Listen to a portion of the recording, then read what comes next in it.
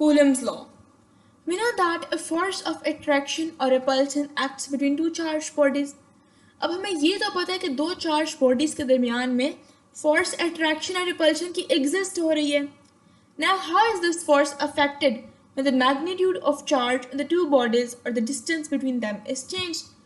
अब हमें पता ये लगाना है कि जो फोर्स थी बेसिकली वो जो चार्ज थे वो कैसे अफेक्ट हो रहे मैग्नीट्यूड के डिफर से या डिस्टेंस के चेंज होने से. So in order to find the answers एक फ्रेंच साइंटिस्ट जिसका नाम चार्ल्स कूलम था, इन 1785 में उस फ्रेंच साइंटिस्ट ने एक एक्सपेरिमेंट किया. He established the fundamental law of electric force between two stationary charge particles. उसने इलेक्ट्रिक फोर्स का फंडामेंटल लॉ एस्टैब्लिश किया दो स्टेशनरी चार्ज पार्टिकल्स के थ्रू. कूलम्स लॉ क्या है basically? The force of attraction और repulsion between two point charges is directly proportional to the product of magnitude of charges and inversely proportional to the square of distance between them.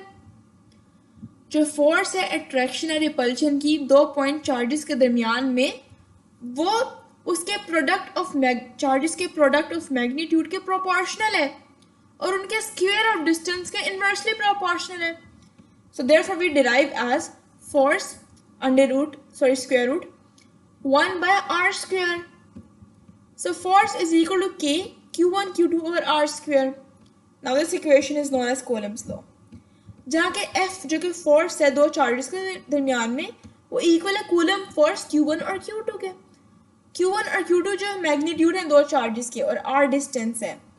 K constant of proportionality है. The value of K depends upon the medium between two charges. जो value of K है वो दो charges के दरमियान medium पर depend कर रही है. If the medium between two charges is air, अगर मीडियम दो चार्जेस के दरमियान में एयर है तो वैल्यू जो है K की SI यूनिट्स में it will be 9 × 10⁹ newton metre square पर coulomb square. Coulomb's law true है ओनली सिर्फ पॉइंट चार्जेस के लिए जिनके साइजेस बहुत स्मॉल होते हैं as compared to distance between them. Example देखते हैं. Two bodies are oppositely charge with 500 μc and 100 μc. दो charges हमें given है Q1 and Q2. We have to find the force between them.